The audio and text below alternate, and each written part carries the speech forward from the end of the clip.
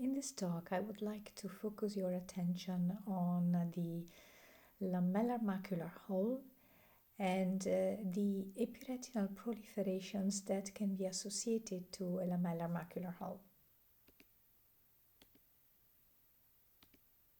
So this was the first publication that described in 2010 atypical epiretinal proliferation associated to a lamellar macular hole. I published 1 year later the histological analysis of 2 different epiretinal membranes associated to the lamellar macular hole. And I care to tell you that what happened is that in the OR, in the operating room during surgery, I realized that not every membrane was the same. As you can see, this one is a very typical epiretinal membrane. It comes off fairly easily in one piece. It is translucid. It is very clear that it is on top of the retina, and it's transparent. Completely different were membranes like this one. As you can see, they are fluffy in appearance. They are yellowish, and once a while you have the feeling you're hesitating because you think you're peeling the retina and the fovea itself, but that is not the case. In fact, when you stain the inner limiting membrane underneath, it is still present. So this is not retina, this is a very fluffy, unelastic epiretinal tissue that appear very, very different from epiretinal proliferation. And I was encountering epiretinal membranes like this in lamellar holes and in full thickness macular hole. So I decided to collect a series of membranes, typical and atypical, and to send them to Munich, to Aritoğlu, for histological analysis and correlation with the preoperative OCT. So this is what we published. This is the whole collection. I am keeping here part of the manuscript so you can go over and over the slides and carefully read what we found. The main findings were the difference at the OCT. You see in A and B the 2 membranes. A is a very typical epiretinal membrane, one hyperreflective line with microfolds of the retina itself underneath. And in B, you see the hyperreflective line, but that is separated from the retina by a hyporeflectant tissue with a certain thickness that is not there in pictures like A.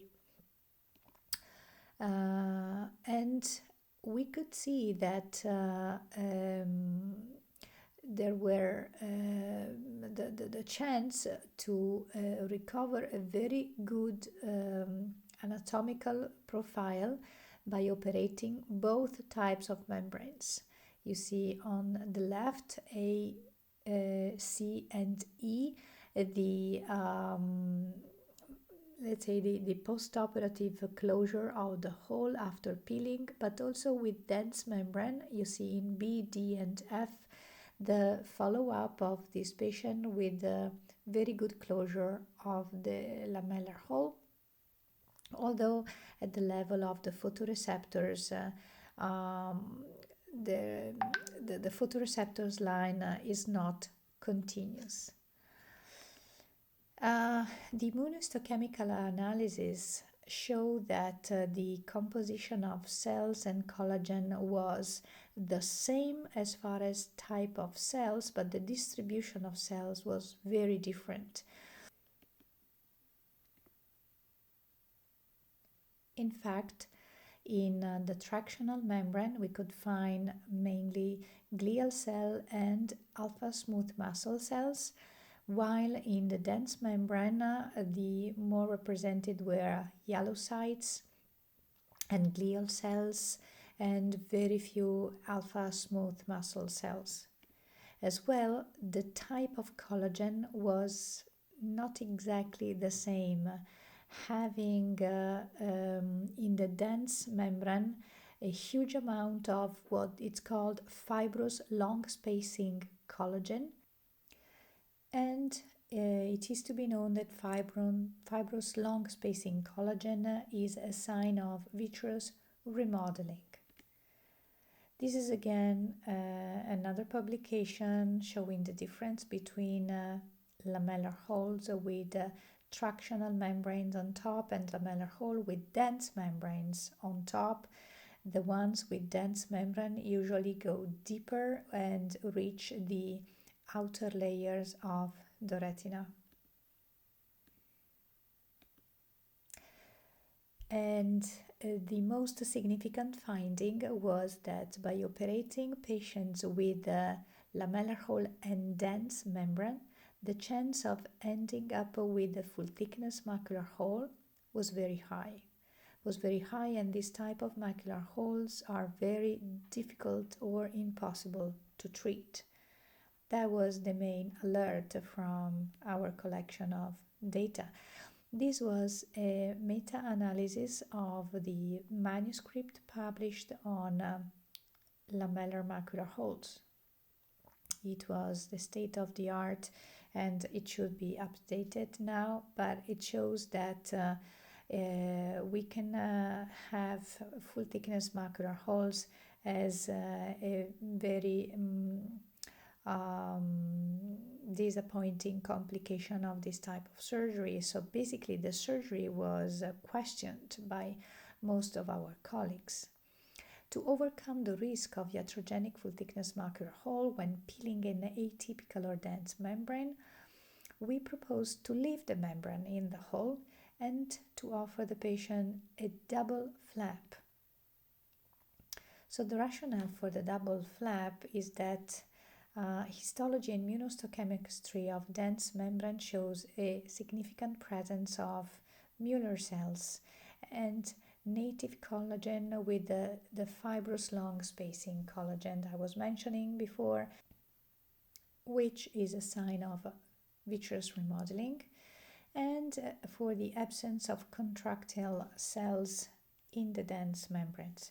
So basically we thought that the process leading to the formation of lamellar holes when a dense membrane is present is more a degenerative process than a tractional one.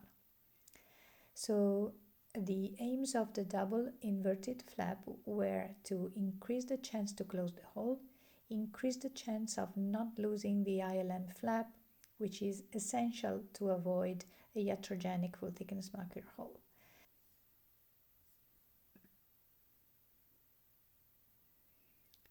So in this video you see the technique, you see that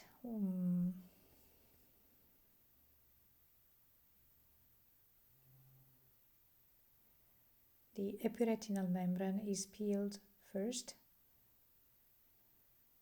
There is no need to proceed with a very wide peeling. Again, as I have shown before, the tissue is yellowish and very fluffy, so inconsistent. And then it's folded on top of the hole. The ILM is stained once more, and here you can see the ILM, which is peeled all around and inverted inside the macular hole. At this point you can use air or gas as tamponade, as you usually do with full thickness macular holes. The trimming procedure could be even not necessary, but if you feel you have too much tissue you can trim some, as long as you are able to fit it in the hole, and this is the post-op OCT. So with the intraoperative OCT you can follow the procedure in more details. You will see in the bottom OCT scan the flap of epiretinal membrane. Here which is preserved. It's very easy to see, even more than the color picture where the staining is fainting. There you go.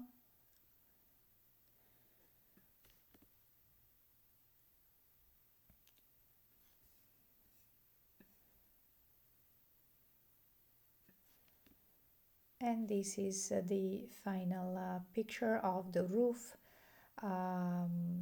that you obtain with the flap of epiretinal tissues. So these are examples of pre and post-op appearances with the very good closure of the hole. And if you close the hole, the visual acuity does improve significantly.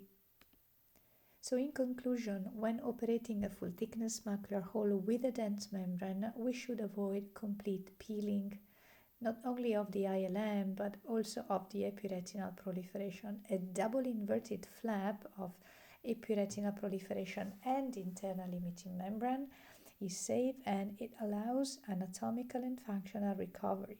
So in this case, you can consider also to operate the lamellar macular holes. Usually these patients don't really lose a significant amount in vision, but some they do. And at the moment in literature, the surgery is discouraged for the risk of inducing a iatrogenic macular hole. But again, as you have seen with this technique, we can avoid that. And we can improve vision and maintain the anatomy of this patient.